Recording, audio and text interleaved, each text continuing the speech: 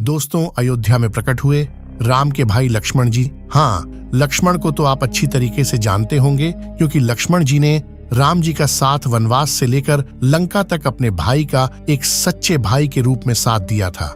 जी हाँ, वही लक्ष्मण जिन्होंने अपने भाई के चक्कर में अपनी पत्नी उर्मिला को 14 वर्षों तक महलों में अकेले रहने को कह दिया था, तथा वह खुद भी वनवास में बिना उर्मिला के रहे थे। जहाँ पर रामायण की बात हो, वहाँ पर अगर लक्ष्मण जी की बात ना हो, ऐसा कहीं हो ही नहीं सकता है। लक्ष्मण जी भी बहुत ही पराक्रमी और बलपूर्वक थे। जब माता के कई द्वारा राम जी को 14 वर्ष का वनवास मिला, तब लक्ष्मण जी भी अपने भाई राम जी और भाभी सीता जी के साथ 14 वर्षों तक वनवास में रहे। उन्होंने राम जी की सेवा दिन रात की, उन्हें कभी एहसास नहीं होने दिया कि वह वनवास में आए हैं। अब इसी के साथ आपको कुछ और जानकारी देता हूँ। राम मंदिर का निर्माण 90% पूरा हो चुका है। वहीं 22 जनवरी को रामलाल की प्राण प्रतिष्ठा की जाएगी, जिसकी तैयारी बड़ी जोरों शोरों से चल रही है। पूरे अयोध्या को फूलों से सजाया जा रहा है। वही एक बार फिर से अयोध्या में दिवाली मनाई जाएगी। वही प्राण प्रतिष्ठा से पूर्व अयोध्या में कई बड़े चमत्कार हो चुके हैं, जिसमें भालुओं का दिखना, गिद्धों का दिखना, सांपों का दिखाना, बंदरों के झुंडों का दिखना, जमीन में से मां सरयू नदी का प्रकट होना शामिल है। लेकिन इस चमत्कार को अभी तक का सबसे बड़ा चमत्कार कहा जा रहा है, जिसके पीछे की सच्चाई जानकर आपके रोंगटे खड़े हो जाएंगे। आखिर क्या है पूरी सच्चाई? क्या सच में लक्ष्मण जी अपने धाम नगरी अयोध्या 22 जनवरी से पहले ही आ गए अपने भाई राम जी से मिलने? उनके भाई लक्ष्मण क्या सच में आज भी जीवित हैं? ऐसे कई रहस्य से आज पर्दा उठेगा। इसी के साथ बताया जा रहा है कि भारत के सबसे बड़े 4 शंकराचार्य मंदिर उद्घाटन में शामिल होने के लिए मना कर रहे हैं। वहीं पर शंकराचार्य का कहना है कि मंदिर अभी पूरी तरीके से बना नहीं है, और इसी के साथ बताया जा रहा है मंदिर में भारत का सबसे बड़ा दीपक पहुंच चुका है, और वही गुजरात के बड़ोदरा से 108 फीट लंबी अगरबत्ती भी पहुंच चुकी है, जिसका वजन 3500 किलोग्राम है। उसी के साथ राम भक्तों ने 21 कुंटल आस्वधात का घंटा भी मंदिर में पहुंचा दिया है। वहीं पर नेपाल की जनकपुरी से अयोध्या के लिए एक साथ 1100 से ज्यादा टोकरी में उपहार बांधकर जनकपुरवासी अयोध्या ला रहे हैं। वहीं आपने देखा होगा, राम भक्त अपने प्रभु श्री राम के लिए कोई सोने का तीर कमान भेज रहा है, तो कोई खड़ाऊ, तो कोई वस्त्र भेज रहे हैं। जानेंगे आज के इस वीडियो में, तो बने रहिए वीडियो के एंड तक। अगर आप भी एक सच्चे राम भक्त हैं तो कमेंट में जय श्री राम लिखकर चैनल को सब्सक्राइब कर लें। तो चलिए शुरू करते हैं। आखिर अयोध्या में प्रकट हुए भगवान श्री राम के प्रिय भाई लक्ष्मण जी। जी हाँ दोस्तों, यह खबर है अयोध्या राम मंदिर से जुड़ी एक खबर, जहां आए दिन संकट पर संकट दिखते जा रहे हैं। मानो कि पूरा देवघर ही अयोध्या में आ चुका है। हम सभी जानते हैं कि आने वाली 22 जनवरी को भव्य राम मंदिर का उद्घाटन होने वाला है, और 22 जनवरी को ही प्रभु श्री राम की प्राण प्रतिष्ठा मंदिर के अंदर होने वाली है। लेकिन उससे पहले अयोध्या में ऐसे ऐसे संकट देखने को मिल रहे हैं, जिसे देखकर लगता है जाने कलयुग में भी प्रभु श्री राम साक्षात अपने प्रिय बंधु, भाई और चाहने वालों के साथ प्रकट होने वाले हैं। क्योंकि प्रभु श्री राम के भाई श्री लक्ष्मण जी, जिन्हें हम सब शेषनाग का अवतार भी कहते हैं, वह भी स्वयं अयोध्या में प्रकट हो चुके हैं, और यह घटना कल रात अयोध्या में देखी गई। दोस्तों, वैसे तो लक्ष्मण जी को राम जी का बहुत बड़ा भक्त और सबसे प्रिय भाई कहा जाता है, परंतु उसके अलावा भी बहुत सी बातें लक्ष्मण जी की ऐसी हैं जो आपको शायद ही पता होगी। दोस्तों, वाल्मीकि कृत रामायण में प्रभु श्री राम की जीवन गाथा लिखी हुई है। श्री राम के भाई श्री लक्ष्मण एक महान योद्धा थे। दोस्तों, रामायण के अनुसार राजा दशरथ के तीसरे पुत्र थे लक्ष्मण। उनकी माता का नाम सुमित्रा था। दशरथ की 3 पत्नियां थीं। महर्षि ऋष्यशृंग ने उन तीनों रानियों को यज्ञ सिद्ध चरु दिए थे, जिन्हें खाने से इन 4 कुमारों का आविर्भाव हुआ। कौशल्या और कैकेयी द्वारा प्रसाद फल आधा आधा सुमित्रा को देने से लक्ष्मण और शत्रुघ्न का जन्म हुआ। कौशल्या से राम और कैकेयी से भरत का जन्म हुआ। लक्ष्मण की एक बहन थी, जिसका नाम शांता था।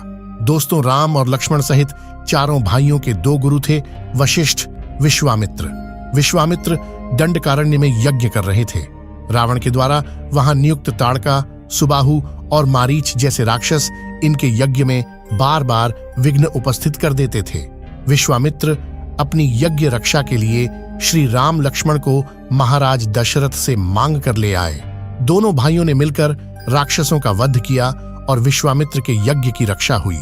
विश्वामित्र ने ही राम को अपनी विद्याएं प्रदान की और उनका मिथिला में सीता से विवाह संपन्न कराया। दोस्तों, भगवान राम को जहां विष्णु का अवतार माना गया है, वहीं लक्ष्मण को शेषावतार कहा जाता है। हिंदू पौराणिक मान्यता के अनुसार शेषनाग के कई अवतारों का उल्लेख मिलता है, जिनमें राम के भाई लक्ष्मण और कृष्ण के भाई बलराम मुख्य हैं। शेषनाग भगवान विष्णु की शैया है। लक्ष्मण की 3 पत्नियां थीं, उर्मिला, जिद, पद्मा और वनमाला। लेकिन रामायण में उर्मिला को ही मान्यता प्राप्त पत्नी माना गया। बाकी 2 पत्नियां की उनके जीवन में कोई खास जगह नहीं थी। दोस्तों, वाल्मीकि रामायण के अनुसार उर्मिला जनक नंदिनी सीता की छोटी बहन थी और सीता के विवाह के समय ही दशरथ और सुमित्रा के पुत्र लक्ष्मण को ब्याही गई थीं। लक्ष्मण से इनके अंगद और चंद्रकेतु नाम के 2 पुत्र तथा सोमता नाम की एक पुत्री उत्पन्न हुई।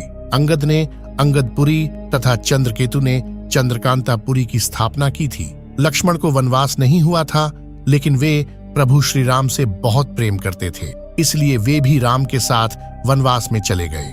लक्ष्मण ने अपने बड़े भाई के लिए 14 वर्षों तक पत्नी से अलग रहकर वैराग्य का आदर्श उदाहरण प्रस्तुत किया। वास्तव में लक्ष्मण का वनवास राम के वनवास से भी अधिक महान है। 14 वर्ष पत्नी से दूर रहकर उन्होंने केवल राम की सेवा को ही अपने जीवन का ध्येय बनाया। लक्ष्मण के लिए राम ही माता पिता, गुरु भाई सब कुछ थे और उनकी आज्ञा का पालन ही इनका मुख्य धर्म था। वे उनके साथ सदा छाया की तरह रहते थे। भगवान श्री राम के प्रति किसी के भी अपमान सूचक शब्द को ये कभी बर्दाश्त नहीं करते थे। दोस्तों, वन में रहते हुए लक्ष्मण ने कई राक्षसों का वध किया था। साथ ही उन्होंने रावण की बहन शूर्पणखा की नाक काट दी थी। कहते हैं कि लक्ष्मण 14 वर्ष के वनवास के दौरान ब्रह्मचारी रहे, अनाचार रहे और कभी सोए नहीं थे। साथ ही उन्होंने इस दौरान माता सीता के चरणों के अलावा कभी भी उनका मुख नहीं देखा था। लक्ष्मण रेखा का किस्सा रामायण कथा का महत्वपूर्ण और प्रसिद्ध प्रसंग है। यहीं से वनवासी राम और लक्ष्मण की जिंदगी बदल जाती है। रामायण के अनुसार वनवास के समय सीता के आग्रह के कारण भगवान राम मायावी स्वर्ण मृग हिरण के आंखें हेतु उसके पीछे चले जाते हैं। थोड़ी देर में सहायता के लिए राम की पुकार सुनाई देती है तो सीता माता व्याकुल हो जाती है। वे लक्ष्मण से उनके पास जाने को कहती हैं, लेकिन लक्ष्मण बहुत समझाते हैं कि यह किसी मायावी की आवाज है, राम की नहीं। लेकिन सीता माता नहीं मानती हैं। तब विवश होकर जाते हुए लक्ष्मण ने कुटी के चारों ओर एक रेखा खींच दी और सीता माता से कहा कि आप किसी भी दशा में इस रेखा से बाहर न आना दोस्तों। लेकिन तपस्वी के वेश में आए रावण के झांसे में आकर सीता ने लक्ष्मण की खींची हुई रेखा से बाहर पैर रखा ही था कि रावण उनका अपहरण कर ले गया। उस रेखा से भीतर रावण सीता का कुछ नहीं बिगाड़ सकता था।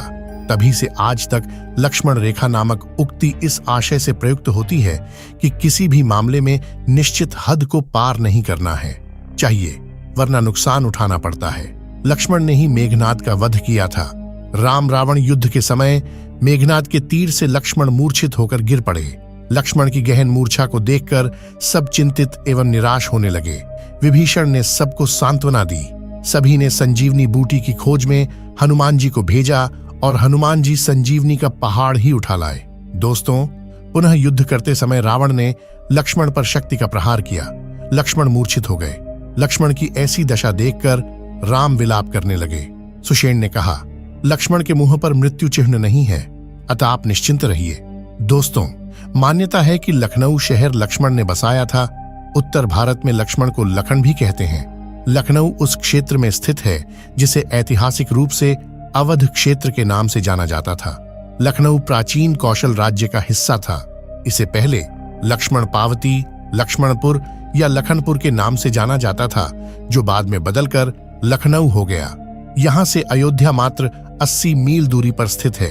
दोस्तों, उत्तरांचल के गढ़वाल क्षेत्र के आर्षकेश में लक्ष्मण झूला प्रमुख आकर्षण का केंद्र है। मान्यता है कि सबसे पहले इसे राम के भाई लक्ष्मण ने बनवाया था। लक्ष्मण ने यह झूला झूठ से बनवाया था। बाद में 1939 में इसे आधुनिक रूप दिया गया। 450 फीट लंबे लक्ष्मण झूले के समीप ही लक्ष्मण और रघुनाथ का मंदिर है। दोस्तों, लक्ष्मण के देश भर में बहुत सारे मंदिर हैं। एक मंदिर हेमकुंड झील के तट पर है, जिसे लोकपाल मंदिर के नाम से भी जाना जाता है।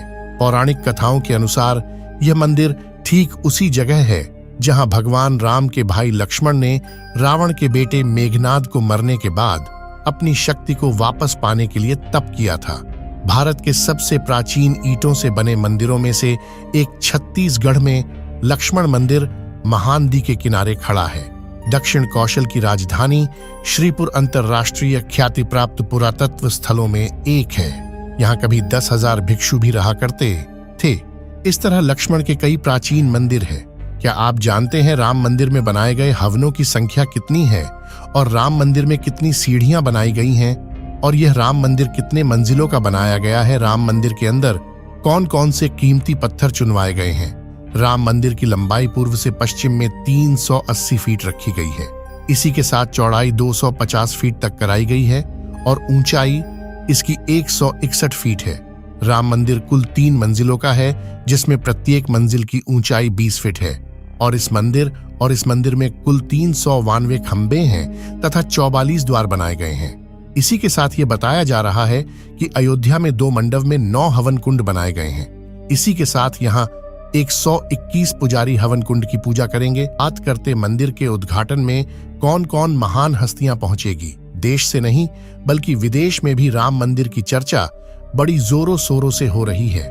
बताया जा रहा है कि भारत की महान हस्तियां 22 जनवरी को जो यहाँ पहुंचेगी, उनका नाम है श्री नरेंद्र मोदी जी, द्रौपदी मुर्मू जी, श्री राजनाथ सिंह जी, अमित शाह जी, श्री योगी आदित्यनाथ, सुश्री ममता बनर्जी। यह महान हस्तियां मंदिर के उद्घाटन में पहुंचेगी। अब बताते हैं भारत के बड़े कथावाचकों के नाम के बारे में, जिसमें से सबसे पहले बात होती है श्री धीरेन्द्र कृष्ण शास्त्री उर्फ बागेश्वर धाम सरकार जी, जया किशोरी जी, श्री अनिरुद्ध आचार्य, महाराज जी देवकी नंदन ठाकुर जी, जगत गुरु रामभद्राचार्य जी। अब बात करते हैं भारत के बॉलीवुड कलाकारों के नाम के बारे में, जिसमें से सबसे पहले नाम आता है अमिताभ बच्चन का। उसके बाद में बताया जा रहा है कि गोविंदा, अक्षय कुमार, अजय देवगन, सनी देओल, महिमा चौधरी, सलमान खान, शाहरुख खान, रणबीर कपूर।